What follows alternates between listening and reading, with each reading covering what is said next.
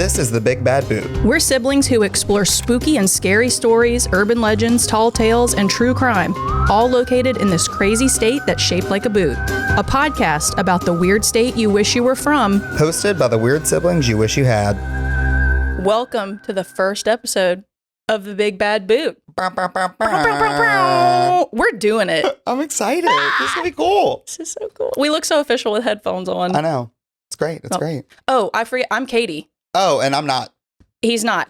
That lazy sack of crap next to me is my brother Caleb. And Hi, we are the everyone. hosts of The Big Bad Boot. We've been wanting to do this for a while. Yeah, it's been like 5 years in the making, I think. Well, here's the thing. Like, we think we're funny, right? Right. Because we talk every day. Yeah. Our immediate family and friends think we're funny, or at least they say I think they that. put up with us a little bit. But it wasn't until we posted a TikTok recently that When we were fully pretending to watch mom play tennis. fully pretending to watch our mom play tennis. She got kind of angry, not gonna lie. And posted a video of all of our inside jokes, and it went stupid viral. Yeah. And people asked us to do a podcast. So here we are. You got what you asked for, and now you can't take it back. So I'm excited. I'm Give so the people what they want. Giving the people what they want. Well, are you ready to dive in? I'm so excited. I get to just sit back and listen on this first you're one. co-pilot, girl. Hold on. Okay, go. Okay. I'm ready. Well, today I'm going to be telling you about the voodoo priestess / healer of Ruddock and Frenier, Louisiana. I've never heard of this before. I know, because everyone immediately thinks, who? Marie Laveau. Boom. Mm-hmm. Okay, so this woman actually goes by a few names. When I started doing my research, she's known as Julia Brown. Can I ask a question really quick, though? Sure, Before go you get for it. into it. Are you doing like a historical accurate research paper? I mean, it's heavily researched and Incorrectly. yes, We're not professional historians. No, I would describe this as semi-educational, super comedic. Mm-hmm. Not remotely accurate. If you're here looking to get accurate history, you're in the wrong place. 100%. Turn this off immediately. If you're here to laugh at two gristled pieces of meat, Absolutely. then you're in the right place. for sure. But I don't think this is meant to educate any No. small children. It's not No. meant to be peer researched. We might get some things wrong, Yeah, and if so, sorry. but Some it's of us all are just for trying fun. to make a buck, Barbara. Hey, I'll drink to that. Cheers. Continue. Okay. So, this woman, she has a lot of different, I don't want to say aliases because it's not like she came up with this, but she's known as Julia Brown, Julia Black, Julia White. But the most common thing we know her as is Aunt Julia Brown. So give me like time, like where is Frenier Landing Ruddock at? So Frenier Landing is actually a really tasty restaurant in Frenier, but Frenier and Ruddock, they're basically a boat launch now that's directly between the north and the south shore of Lake Pontchartrain. Okay. I would say it's about 15 miles northwest of New Orleans. Okay. So Just to give some context, because we know where this is, because correct. we drive past this every day. Yes. And it's Frenier and Ruddock, Thank not you. Frenier and Ruddock. My husband fully thought it was Ruddock for like the first 30 years of his life. My brother-in-law is from New Orleans. Yep. So, Michael, You're excused. You're get it right. excused. So, Aunt Julia Brown, she is a voodoo healer. I don't really want to say voodoo priestess, or voodoo woman or something like that, because it's, from my research, she's very well known for healing. Keep that in mind. Which is a very real thing down here. Down here, absolutely. A lot of Absolutely. people really do believe in this. I know Hollywood Yes. portrays voodoo and hoodoo or whatever you want to call it, but it's a very real thing in a lot of cultures and down it's here. actually derived from the Catholic Church, which a lot of people don't understand. They think it's a whole bunch of just curses and voodoo dolls and blah, blah, blah, and that's not accurate. I wish voodoo dolls worked. Same. Louisiana census has her born sometime around 1845, Okay. which back then you have to realize it's a different time. Mhm. Census records weren't amazing. She also was a woman of color, which unfortunately things weren't documented as well. Who would play her in a movie? Angela Bassett. Ooh. Or who's the one that voices Mama Odie in Princess and the Frog? Oh, Jennifer Oh, shoot. I know who you're talking about. Okay, Mama Odie and Angela Bassett have a child. Okay. That's who I am casting as this person. Okay. I love Because it. I think the more I get into it, you're going to be like, wow. Like, I really wish this woman was my aunt. Which is pretty cool. So, anyway, it's 1845. She's born Julia Bernard in the city of New Orleans. We don't really have any other record of her until she gets married to her husband, Celestine Brown. Oh, I love old names. Right. She gets married around 1880. Okay, so this is like post-Civil War.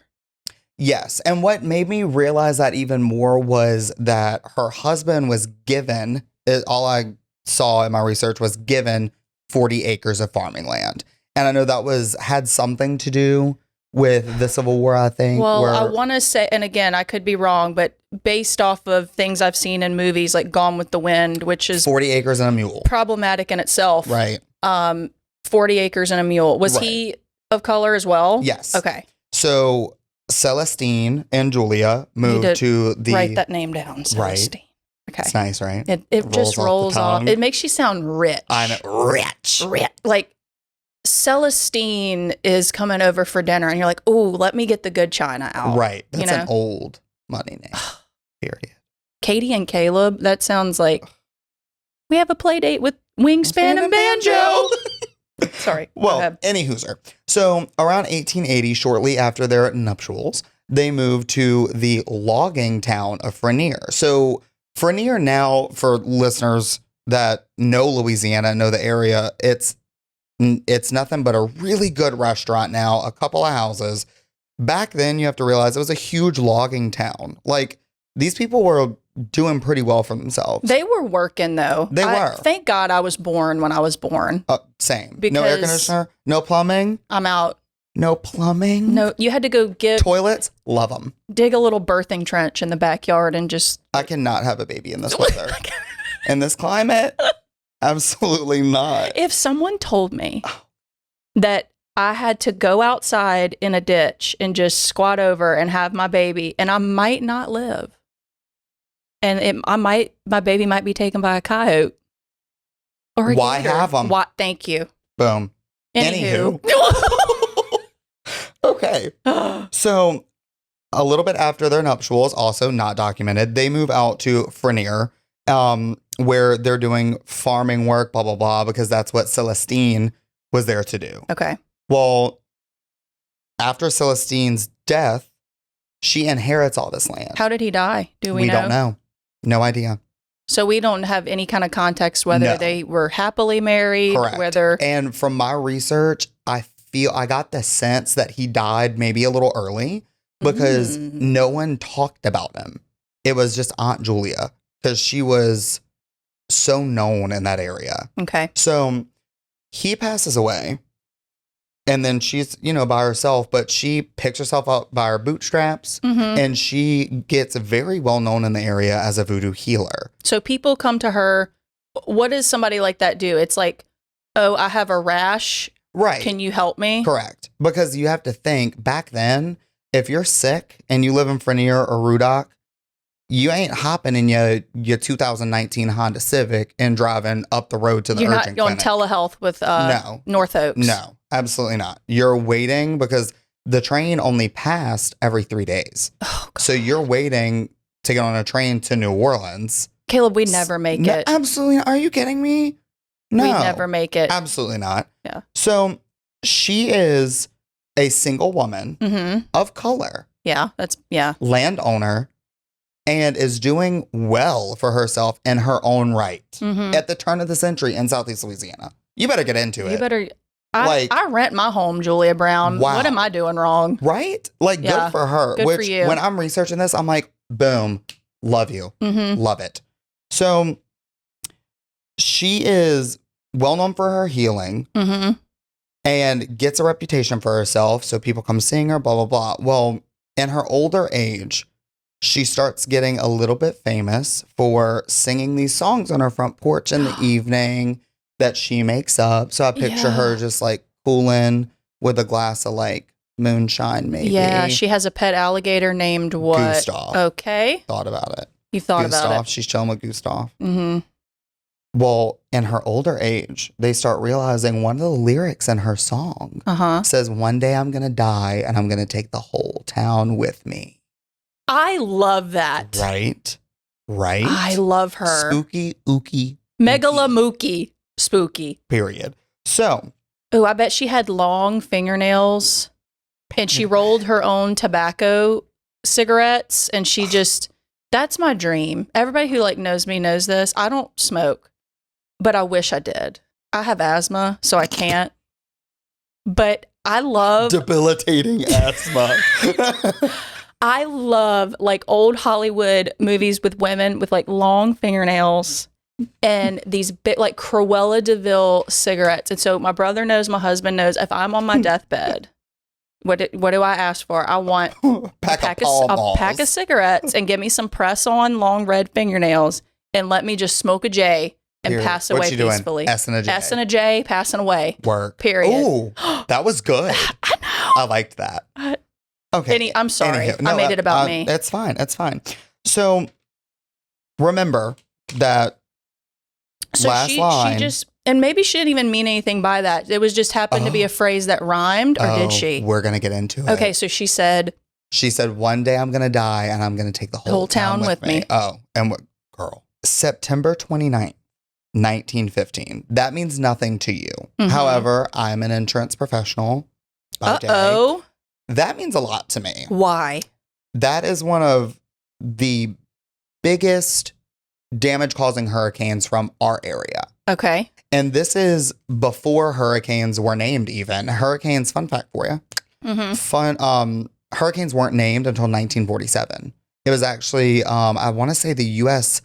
Air Force or something that started naming them to track them and things like that. So it was just the hurricane of 1915. Okay. Basically. And you have to remember also, back then, I feel like people down there, they had a sense that something was coming. I think people were smarter than we are now. 100%. We're so nose into our phones. We wouldn't know a hurricane was happening unless somebody told us. Days in advance. They were like, oh God, my big toe is twitching. A hurricane's coming. Which I think is very accurate, but I also think that they weren't as well prepared as we are. Well, they couldn't get out as easily. They had to just deal with it. They were very confined to their own little area. So they weren't turning on like Channel 4, watching Pate Malone give them the ones and the twos on the hurricane forecast. So remember that lyric. Keep it in your little memory bank. When I die, I'm taking the whole town with me. So September 29th, 1915. Picture it. Take a journey. We're at Aunt Julia's funeral. On the day it hit? The day the hurricane hits. So there's actually How did she die? We don't know? We don't know. Okay. There's not even a death certificate, any record of like any factual record that I could find that said she died on this day. I do know from a New Orleans Time-Picayune article that it was her funeral that a lot of people were at. Because she had a lot of like customers. Yeah, a lot of followers, things like that. So a lot of her TikTok page would have been blown up. And what else comes with that too is when, like you said, you're a woman of means by herself, proving that you don't need a man. Which is amazing, but back then, some people didn't like that. So many haters. So people didn't like that. Exactly. Which, more power to you. Like, love it. All you need is your pet alligator. Right, and exactly. Your tobacco cigarettes. So strong, so independent. Yeah. Want to be a best friend. But, so they're at this funeral. It was at least 40 people at her funeral, and the weather turns very quickly. So they take her casket. They put it in the wooden box. They seal it. Okay. Which I made sure to look and see that. They sealed it. That puppy sealed. Yeah. So they leave and abandon her body. They're like they abandon. Love you. We got to go. Yes, because you have to remember their only way in and out is a train. Train's about to roll. Oh, God. So they're fleeing. Yeah. So this storm was so bad, about 300 Louisianians lose their life that night. Frenier is tiny. So think about how big this hurricane is, how many people it's affecting. And it's almost fully surrounded by water. Correct. So, but I want you to think about how big this hurricane is. Well, I think when most people think about hurricanes in Louisiana, they obviously think about Katrina, right? Correct. Which Katrina somewhat was. That'll be a whole other episode in itself. So you have to think how dangerous it is even right now with all of our safety things we have in effect and all of our technology and blah, blah, blah, levees. Back then, they didn't have that. Nope. So. Hope you can swim. Exactly. But keep in mind how big, say, New Orleans is, which also was affected by this hurricane.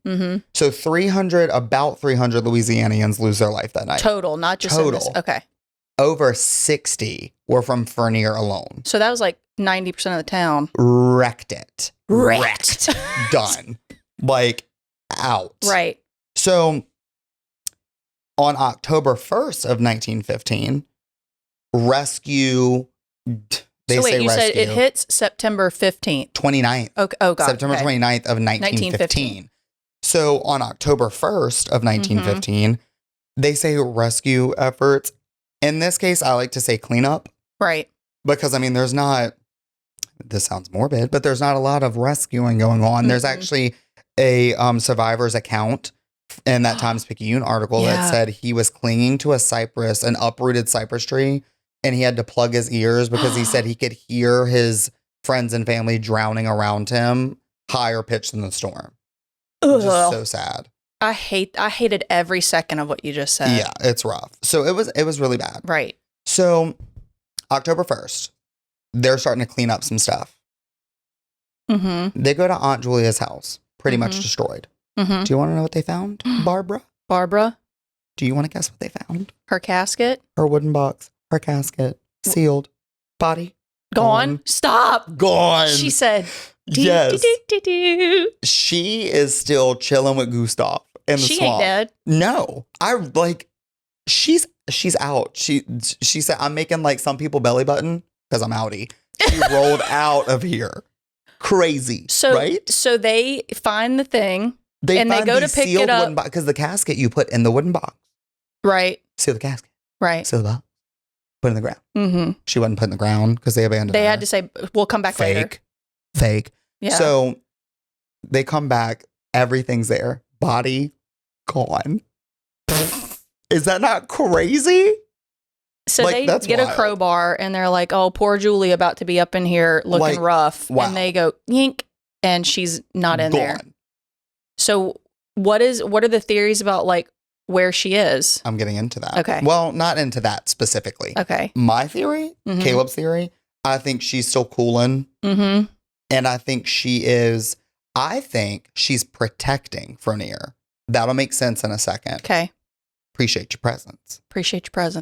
That'll make sense. Okay. So I started looking into other accounts of things happening. Like, okay, because it triggered me to think, why is Ruddock and Fernier not back? Because the Ruddock and Fernier we know, Ruddock is a boat launch. Fernier is a really good restaurant called Fernier Landing. I recommend it highly.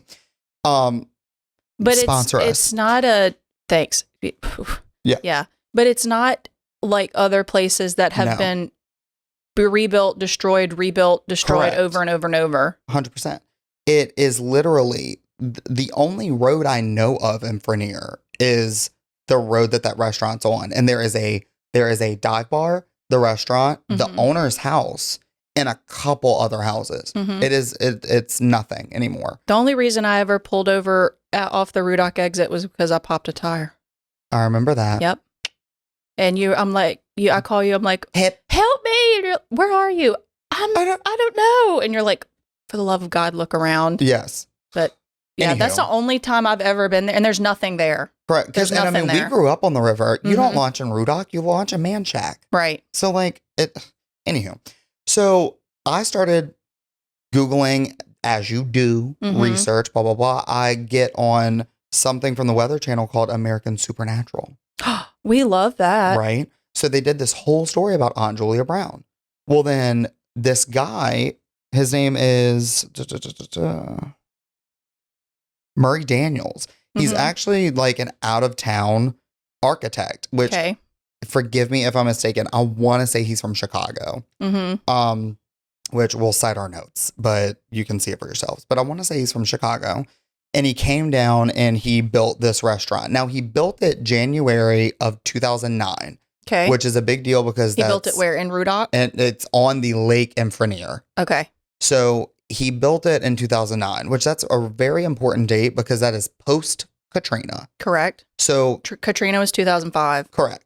So he built it specifically to withstand 150 mile an hour winds. All this storm surge. Storm surge, for those of you who don't know, means water coming up from a storm, water being pushed up from a storm. So he decides to build there. He builds his home about 30 yards from the restaurant. And like, these are homes, the restaurant and the home, 15 feet in the air. Right. Like, ain't nothing getting to If that's them. Flooding, you're in trouble. Oh, if that's flooding, we're all everyone's underwater. flooded. Yeah. So he built it specifically to withstand Armageddon at this point. So his first, and by the way, in the Supernatural video, he goes on to say, like, I'd heard about Aunt Julia and blah, blah, blah. I'm not from here. Right. So he hears about Hurricane Isaac. So him and his wife decide to ride out the storm. Yeah. They're predicting about 3 feet of storm surge. They wake up around 3 a.m. There's 13 feet of storm surge that had risen up. So they're freaking out. Yeah. The propane tank under their home unlodges and is banging into their cars under the house. So he realizes, okay, one spark and we're dead. We're out of here. Which a spark in a hurricane, 100% going to happen at some point because electricity's going out. Telephone and power lines are down. Wires are down. Everywhere. So he has to literally put a life jacket on him and his wife. He ties a rope from him to his wife. You know she's so mad. Oh, pissed. She's like, I moved out here to the devil's butt crack so you can open this restaurant. Literally. And we are swimming for our lives. Yeah, the water's cute. The food's good. Love the little alligators. They're super cute. It's hot. Yeah.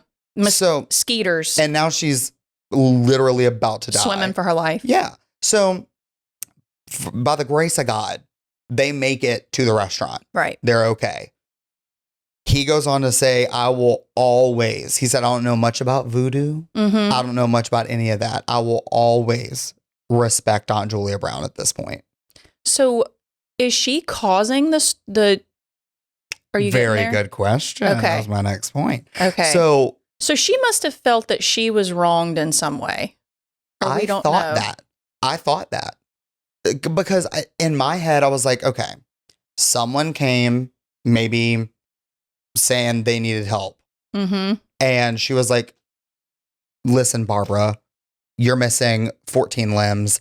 And like, I just got ate by an alligator. Listen, Sylvester, you're you're missing an arm and a leg from an alligator bite. No amount of voodoo can help you. Correct. That's where I was going at first. Okay. But kept researching. The plot thickens. I'm so impressed with the amount that you have researched. Girl, I got into it. Caleb, it was good. Is the definition of C's get degrees? You know it's true. I'm really good at my job, though. No, he's really good at his job. I will say what I am passionate about, I'm very good at. Louisiana history. Boom. Insurance. Huge insurance nerd. That's so why you like the stuff about storms. Exactly. Yeah. So like I'm good at what I was like fully expecting to come in here and record today, and I have like 30 pages of notes, and I fully expected him to be like, I wrote some stuff on my hand and I'm winging it. The fact that you have a notepad. Pages. Handwritten. Can I see if I can read it? Is it legible? No. Oh, I'll check it later. Love it. Notes. I'll let you buy me dinner and a drink after this. I bet he will too. I will. I buy you that anyway. You owe me $32,000 in legal fees. Anywho, so you had said maybe she was wronged, right? Maybe she was pissed off. That's what I thought. Okay. Started researching more. So an article from mentalfloss.com in 2016, period, says that there's an actual account from this voodoo priestess that's still working in New Orleans. She goes by the name Bloody Mary. Kind of scary. Great. Kind of into it. Great drag name. Right. Oh, you better get into it. So She says that during her like training and because it's like they research, study, like it's a lifelong thing. 100%, absolutely. Oh yeah. But she said that Julia Brown was known as a healer. She was a peaceful woman. Right. She thinks that Frenier is never going to be able to rebuild, nor Ruddock. She said that if you look at it on a map, which is accurate, it's kind of doomed, you could say. I mean, it's on the edge of the water. Yeah. I don't know. So she thinks that maybe it wasn't a curse, it was a warning. Maybe Aunt Julia Brown was saying, one day I'm going to die, I'm going to take the whole town and with without me, you ain't going to make it. Exactly. So maybe she's warning the people where she lived, like, hey, get out. You're never going to be able to make it. You're not going to be able to do this. It's not like I'm taking you with me because I'm mad. It's like, exactly. If I'm going, y'all need to peace out. Ski-daddle. So flash forward to now. That is where wild. It's 110 years later. Frenier and Ruddock, they ain't been back. That's it. I mean, I'll go eat oysters once a week at Frenier Landing. Yeah. But that's about it. And I mean, and maybe poor that's Mr. protected Daniels because it's really good food.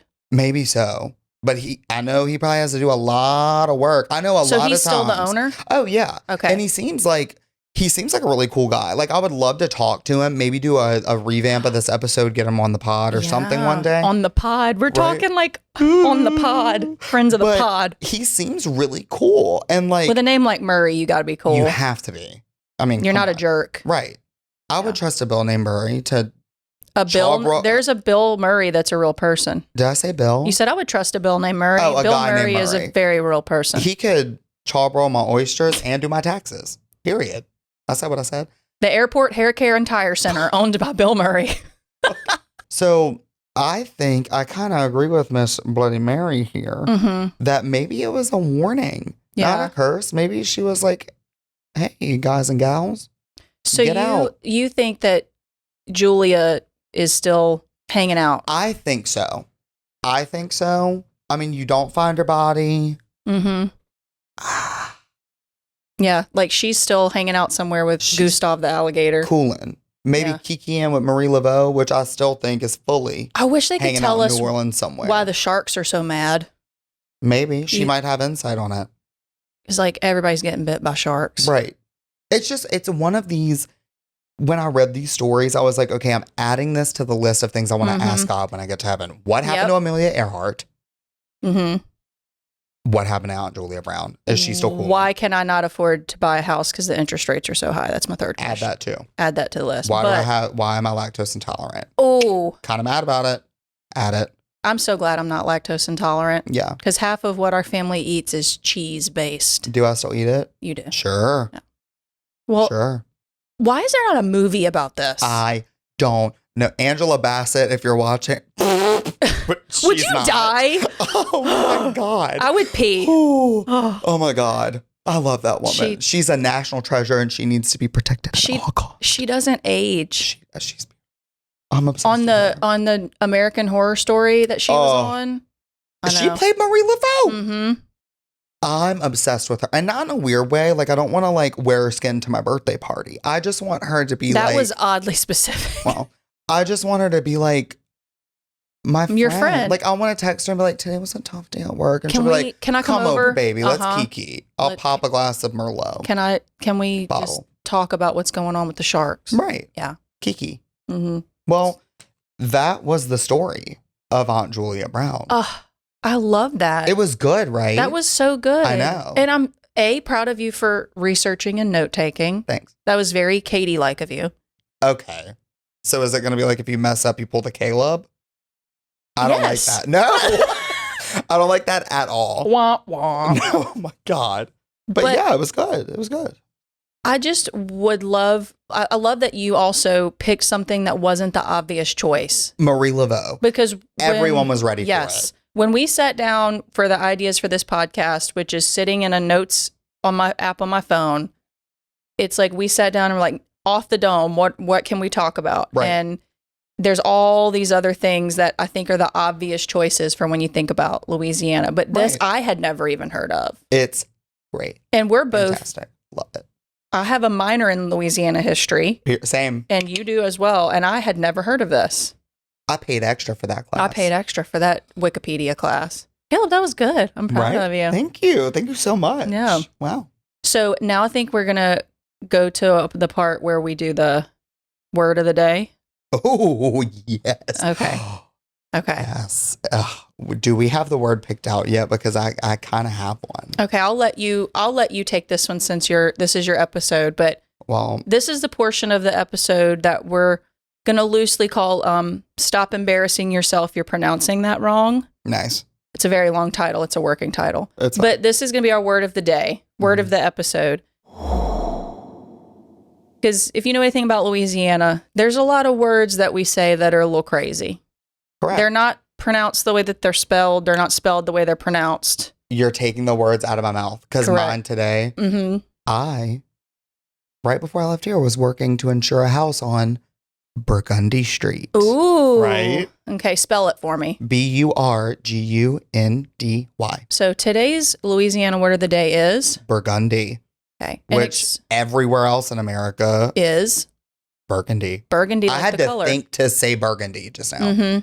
Because we're so accustomed to it. Yeah, so when you're in New Orleans, and because this is a real street in New Orleans. Yes. That is how someone will know you are a tourist or you're not from here, is if you say, where's Burgundy Street? And they're like, oh, you can also go down to that store and buy some Mardi Gras beads too, which don't do that, by the way. But I like that word of the day. That's also like a left field word of the day. Right. Well, that was the story of Aunt Julia Brown. Yeah. Thank y'all for being here. This is fun. We're really excited. This is something that we're going to do. I think the goal for right now is a new episode every 2 weeks. Yeah, I think so. Yeah. And the next episode will be over in my territory. Yes. But thank y'all for listening. This is super cool. Yeah, I know. Thanks, guys. Hopefully your story is as good as mine. Yeah. And remember, God made you. And the Rougarou too. So be nice to one another. Bye. Bye. The Big Bad Boot is produced by Lettuce Media and edited by Mallory and Jonah. Our music was produced by Macro Tracks. Our super cool logo was designed by AWC Graphics. And our sense of humor and childhood trauma was sponsored by Kelly and Abby Morse.